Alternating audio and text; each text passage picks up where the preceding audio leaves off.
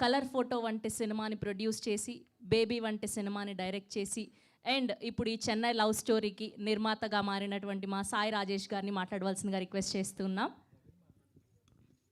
నిర్మాతగా మారాను, 4వ సినిమా నాది ప్రొడ్యూసర్గా.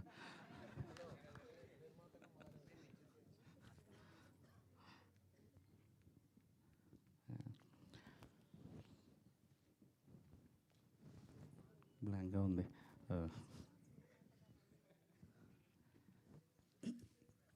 సో ప్రీ రిలీజ్ ఫంక్షన్కి అంతా సేవ్ చేసి పెట్టుకుంటా స్పీచ్ అంతా. బేబీ తర్వాత డబ్బులు వెనకాల పరిగెత్తలేదు. మళ్ళీ ఒక సాటిస్ఫాక్షన్ ఉంది ఆ సినిమా ఆడినన్ని రోజులు, ఒక 30-40 రోజులు. అలాంటి ఎక్స్పీరియన్స్ మళ్ళీ కావాలని కోరుకొని ఒక మనసుకు నచ్చిన ఒక కథ రాసుకున్నాం. చాలామంది రైటర్స్కి ఒక ఫీలింగ్ ఉంటుంది ఏంటంటే, మనం చాలా ఇమాజిన్ చేసుకొని రాసుకుంటాము. సో అది వేరే డైరెక్టర్ చేతిలో పెట్టినప్పుడు ఎంత లేదన్నా ట్రాన్స్లేషన్లో కొంత పోతుంది. సో అందుకే ఎక్కువ మంది రైటర్స్కి తమ కథలు తామే డైరెక్ట్ చేసుకోవాలని రైటర్స్ డైరెక్టర్లుగా మారుతుంటారు. ఏం చేసినా సరే ఖచ్చితంగా అది ఎగ్జాక్ట్గా ట్రాన్స్లేట్ అవ్వదు అనేది నమ్మే వాళ్ళలో నేను కూడా ఇన్ని రోజులు ఉండేవాడిని. నేను వారం క్రితం ఫస్ట్ హాఫ్, సెకండ్ హాఫ్లో ఆల్మోస్ట్ హాఫ్ పార్ట్ చూశాను. అండ్ నిజం చెప్తున్నాను హార్ట్ఫుల్గా, నేను నిజంగా ఈ కథని ఇంత బాగా తెలియను. రవి ఫస్ట్ హాఫ్ ఇంటర్వెల్ టైంకి నా కళ్ళల్లో నీళ్ళు, అంటే నేను రాసుకున్న కథే అవ్వచ్చు కానీ కళ్ళల్లో నీళ్ళు గారిపోతున్నాయి ఇంటర్వెల్ చూస్తుంటే. నేను అది ఎడిటర్ సంతోష్ గారు కూడా ఉన్నారు సాక్ష్యంకి. రవి నిజంగా నేను కూడా ఇంత బాగా తీయలేను రవి, బేబీ కంటే మంచి సినిమా తీసావు రవి, హార్ట్ఫుల్గా చెప్పాను. Thank you Ravi.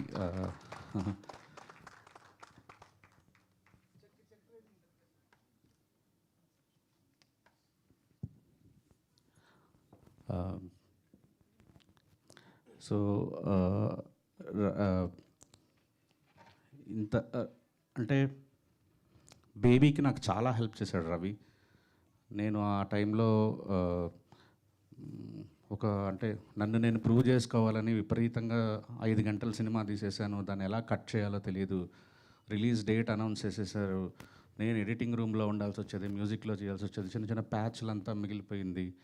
సో ఒక రకంగా రవి వచ్చి సేవ్ చేశాడు. అంటే 3 అవర్స్ దాన్ని తీసుకురావటంలో, ఒక 2-3 డేస్ ప్యాచ్ వర్క్ చేయటంలో, నాతో పాటే సౌండ్లో, డిఐలో. సో నాకు ఎక్కడో కృతజ్ఞత ఉండిపోయింది రవి మీద. రవి ఈ సినిమా నువ్వు డైరెక్ట్ చేయి రవి అని నేనే రిక్వెస్ట్ చేశాను రవిని. సో నిజంగా ఆ గ్రాటిట్యూడ్ వల్ల నేనే మళ్ళీ లాభపడుతున్నాను. Thank you Ravi. You made a great film, your a great story teller.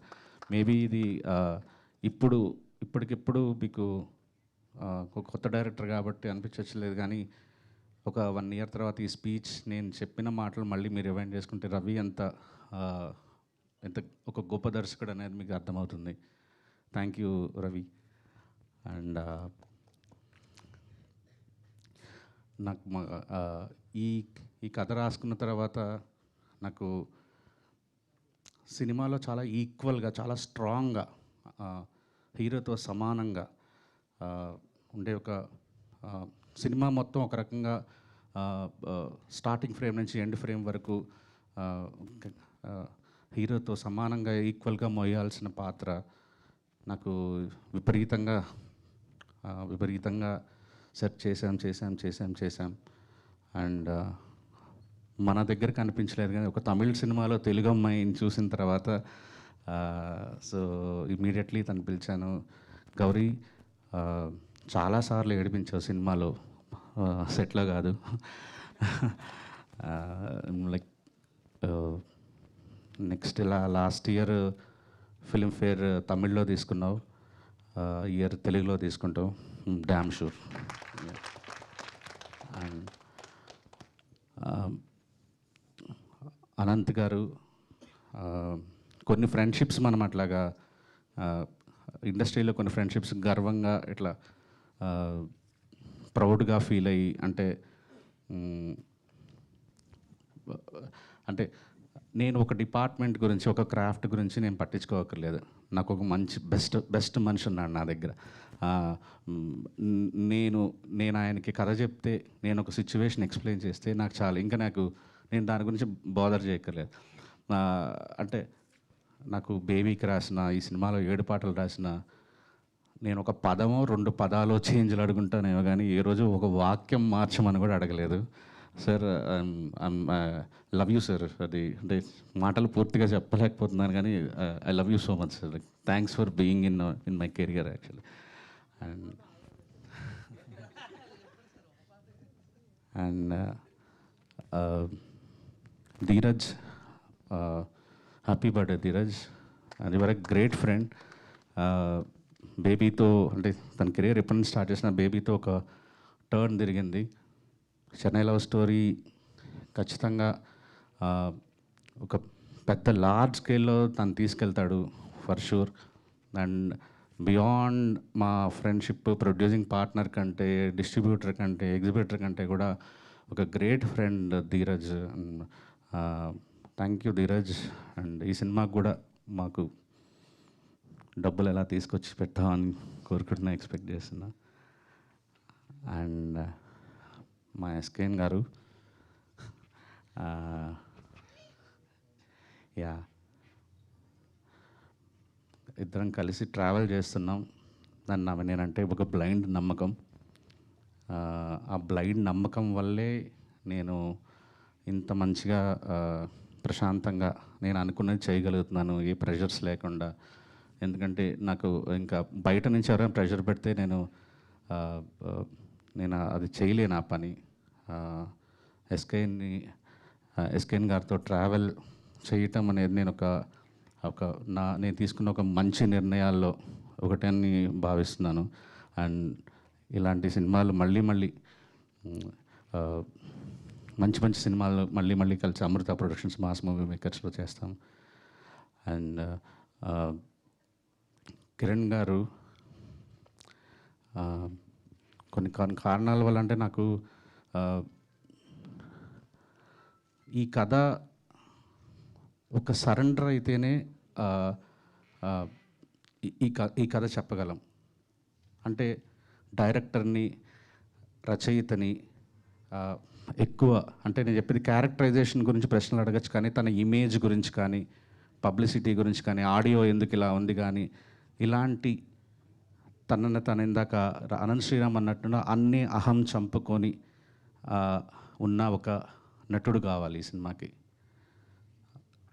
కాలా అంటే ఒక పెద్ద సక్సెస్ కొట్టిన, ఆ టైంకి కొట్టిన ఒక మా కిరణ్ అబ్బవరం గారి దగ్గరికి వెళ్తే స్టోరీ విని ఒకటే మాట అన్నారు, అన్న నేను ఫస్ట్ టైం నా కెరీర్లో నా కారు ఎక్కుతాను, సెట్లో దిగుతాను, మళ్ళీ కారు ఎక్కుతాను, మళ్ళీ ఇంటికి వస్తాను, కంప్లీట్లీ మీరు ఏం చెప్తే ఆ సినిమాకి మీరు ఏది ఫీల్ అయితే అది తీయండి అని అన్నారు.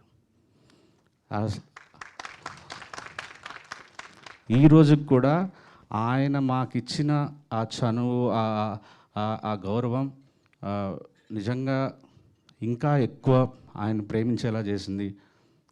సినిమా స్టార్ట్ అయిన తర్వాత నేను ఇంకా ఎక్కువ కిరణ్ గారిని ఇష్టపడడం స్టార్ట్ చేశాను. సార్, నేను ప్రీ రిలీజ్లో మాట్లాడతాను సార్, ఆ ఇంటర్వెల్ 15 నిమిషాల ముందు, రేపు చేయబోయే క్లైమాక్స్ ముందు, and this going to be అంటే memorable film for you, and thanks for giving us this opportunity sir. Thank you.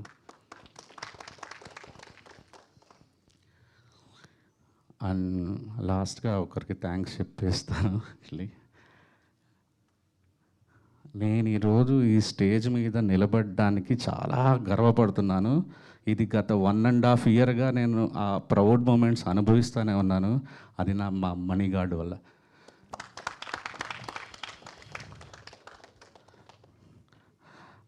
నేను బావగారు బాగున్నారా సినిమా అర్చనా థియేటర్లో చూశాను. ఒక 8 సార్లు చూస్తుంటాను. చూడాలని ఉంది సినిమా. నా జీవితంలో నేను ఎక్కువసార్లు చూసాను, 23 సార్లు చూశాను. కేవలం బ్యాక్గ్రౌండ్ స్కోర్లు వినడానికి, ఆయన బ్యాక్గ్రౌండ్ స్కోర్లు వినడానికే.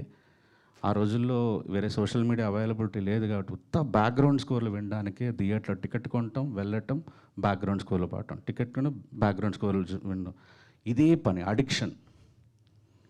కానీ మనం బాగా ప్రేమించే వాళ్ళ దగ్గరగా వెళ్ళొచ్చా లేదా అనేది చాలామంది కన్ఫ్యూజన్ ఉంటుంది. పైగా వర్క్ చేయాలనుకున్నప్పుడు ఇంకా 1కి 10 సార్లు ఆలోచించుకొని వెళ్ళాలి. దానివల్ల 2 జరగచ్చు. ఒకటి, ఇంత ప్రేమించిన మనిషి, మనం ఇంత ప్రేమలో ఉన్న మనిషి, ఇంత ప్రేమించిన మనిషి దగ్గర నుంచి బెస్ట్ తీసుకోగలమా లేదా. 2, ఉన్న ప్రేమ ఎక్కడ పోతుందా. ఇలాంటి ఒక కన్ఫ్యూజన్ మధ్యలో మహతి స్టూడియో మెట్లెక్కాను నేను.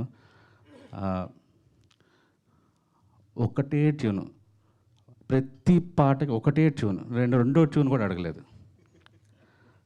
నేను అసలు ఒకటే కామన్ ఎమోషన్ అయితే ఉంది. ఏంటంటే నాకు ఇళయరాజా గారి ఇష్టం, ఆయనకి ఇళయరాజా గారి ఇష్టం. సినిమా పేరు చెన్నై లవ్ స్టోరీ. సో హీరోకి ఇళయరాజా పిచ్చి ఉంటుంది. సో ఆ ట్రిబ్యూట్ ఇస్తూనే మణిశర్మ గారి బ్రాండ్, మణిశర్మ గారి ఆ మార్క్ మిస్ అవ్వకూడదు అన్న ఒక దీంట్లో మ్యూజిక్ చేసుకుంటూ వచ్చాం. ఇంకా ఏమన్నా నాకు మధ్యలో ఏదన్నా కావాల్సి వస్తే సచ్చినోడా ఏం కావాలో చెప్పాడు అంటాడు. అదే మ్యాక్సిమం తిట్లు. బంగారం నచ్చిందా అంటారు, 2 వదులుతుంటాయి అంతే. ఇంత ఫ్రీడమ్ ఒక మనిషి, ఒక్కొక్క కరెక్షన్ నేను విపరీతంగా నసబెడతాను, మాస్టరింగ్లో, మిక్సింగ్లో అందరినీ. అలాంటిది అసలు నాకు ఆలోచిస్తే ఏమీ అడగలేదు. ఎందుకు అడగలేదంటే నాకు తెలిసిన, అరే పెరిగిందంతా ఆయన మ్యూజిక్ నేర్చుకొని అది మిగతా వాళ్ళకి మీరు అలా చేయండి అని చెప్పడానికి కావాలి. కానీ నేను పనిచేస్తున్నదే మణిశర్మ గారితో, ఇంకా నేనేంటి కరెక్షన్స్ చెప్పేది. అసలు మీరు నమ్మండి నమ్మకపోండి, there is no second other tune like, అంటే రిజెక్ట్ చేసిన ట్యూనే లేదు అసలు ఈ సినిమాలో. సార్ మీరు మొన్న డిటిఎస్ థియేటర్కి వస్తే నేను ప్రొడ్యూసర్గా అలా నిలబడుకుంటే మీరు వచ్చి డిటిఎస్ కరెక్షన్స్ అవన్నీ చేస్తుంటే చాలరా అమ్మ జీవితం, సినిమా తీసేసాను మణిశర్మ గారితో అనుకున్నాను సార్. అసలు thank you so much Guruji, thank you.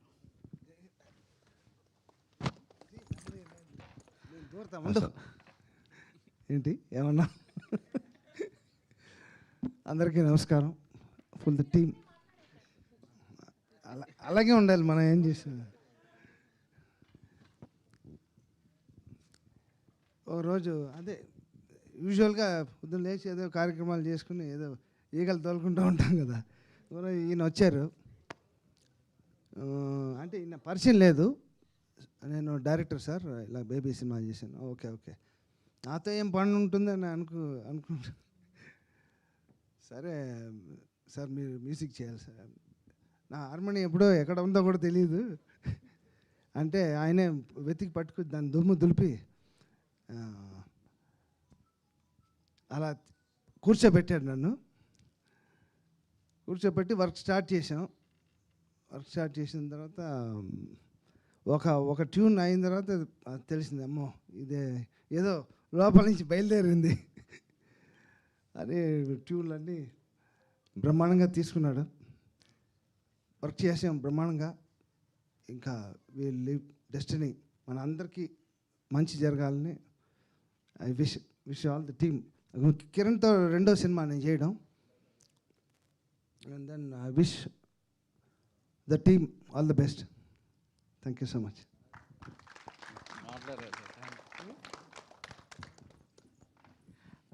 Thank you అండి. ఇది ఒక ప్లీజ్ మీడియా అంతా గట్టిగా ప్రమోట్ చేసి మా సినిమాని మళ్ళీ బేబీ అంతా బ్లాక్ బస్టర్ చేస్తానని మనస్ఫూర్తిగా. Thank you. Thank you Rajesh.